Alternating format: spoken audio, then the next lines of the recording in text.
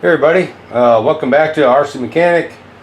Apologize for not putting out much content lately, but it kind of, well, can't be helped.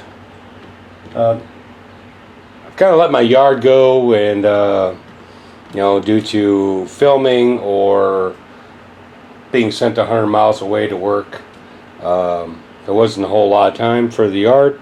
And I'm trying to get that back together, and there's a still a bunch of damage from Hurricane Laura, and my barn roof needs work from a record winter cold that we had here in Louisiana. So I've been kind of busy trying to work on that, and I'm trying to find a balance between doing that and filming a channel.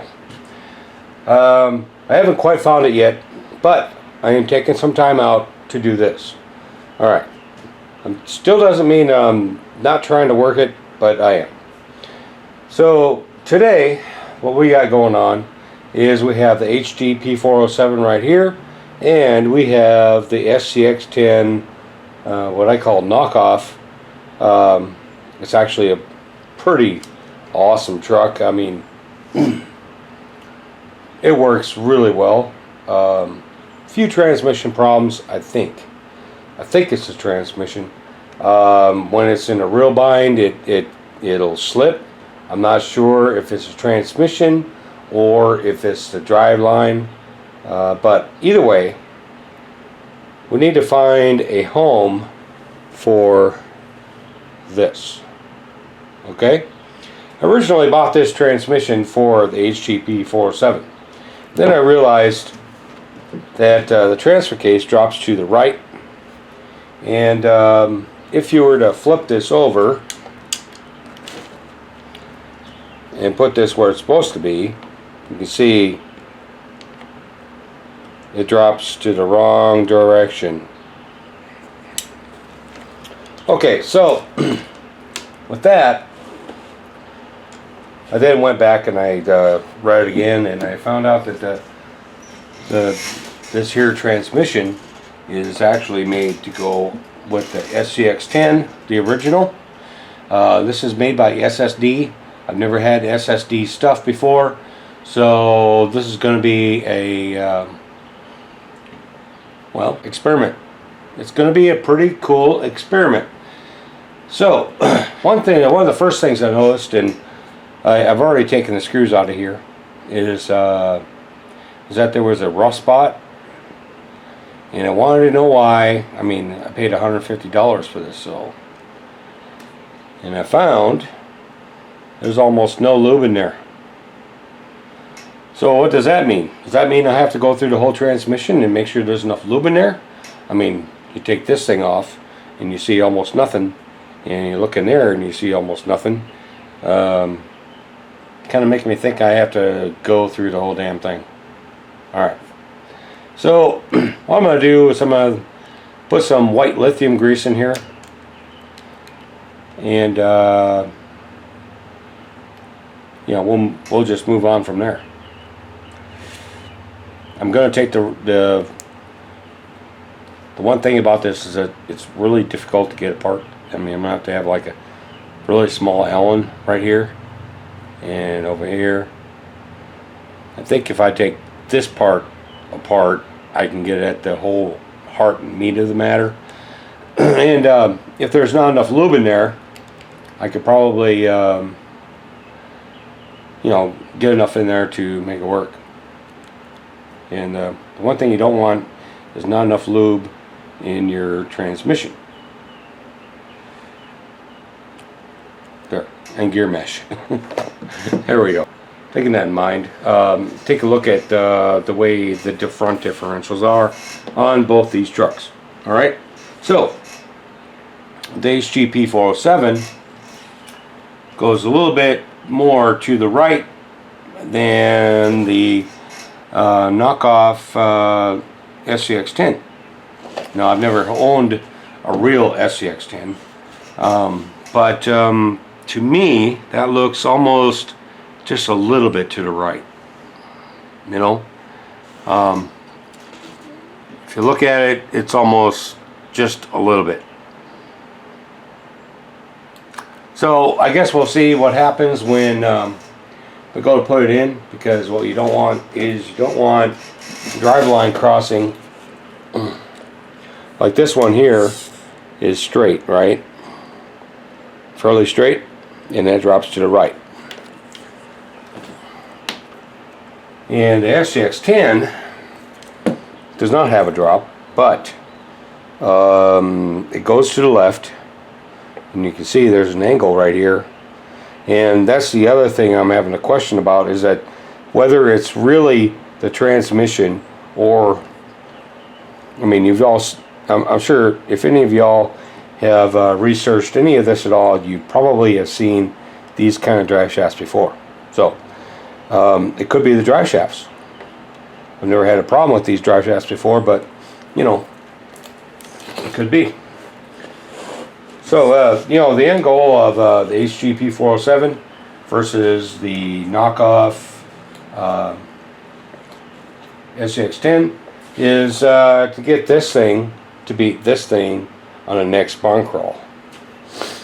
Okay, so if you take a look, you will see this.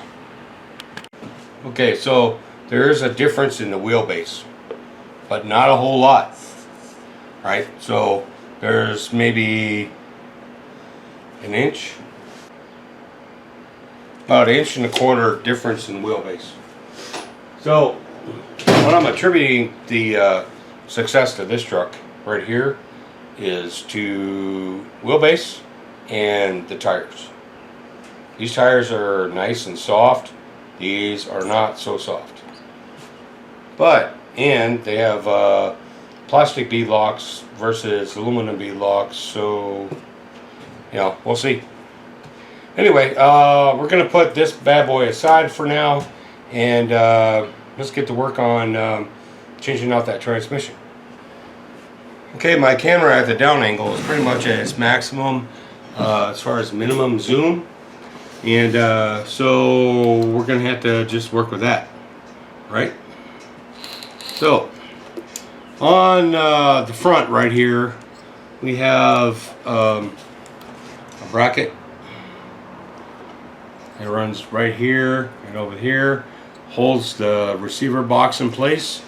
And what I'm going to have to do here is take that out, but that's going to leave little or no support for the shock towers. Alright, so, and then we have on the transmission itself, we have 4 bolts right here. I have to take them out, and supposedly this new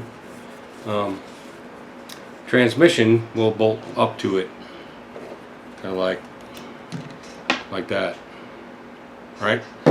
And last time I ran this was my brother was in town, and he goes, "Hey, go ahead and just why don't you try run the seesaw backwards?" And in the process of doing that, I lost a nut right here, and so this link is loose. It was fun. I've actually never done it backwards. I mean, running the truck, not doing it backwards. I've done it backwards, but not running the truck in reverse up the seesaw.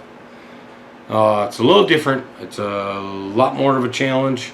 And if you have anything like that at home in your crawling area, well, first off, I would recommend getting one, building one, whatever you need to do, because it's like one of the biggest obstacles I have so far in my crawling area.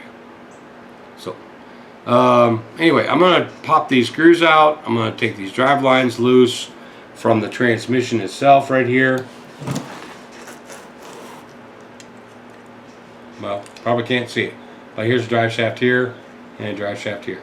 I'm going to take the grub screws out of here, or the pins out of here, and then get that transmission out of here. Alright everybody, we got everything stripped down. Got the receiver box out, which is right here, right?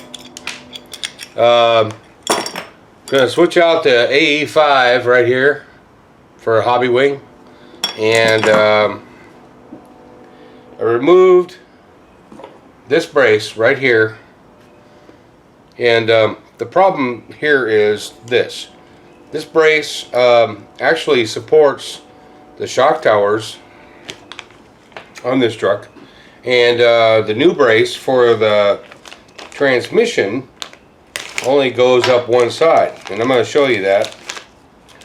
Alright, so we're going to pop that out, and as you can see, it goes up to here on the right side, but there on the left side. So that leaves absolutely no support right here for the shock tower. So I'm going to have to come up with something for that.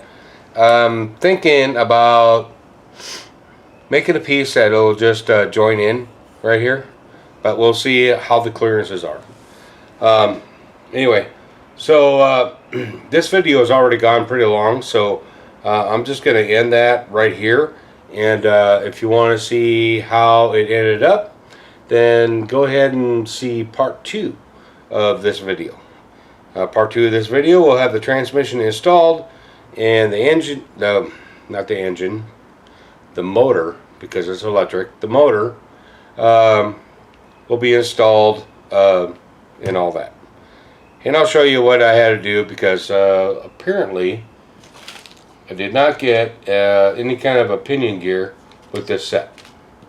So hopefully I have a 48 pitch pinion gear that'll work, and we'll go on from there. So if you like what you see here today, make sure to like, subscribe, see me on Instagram as rc.mechanic, and I'll see you next time.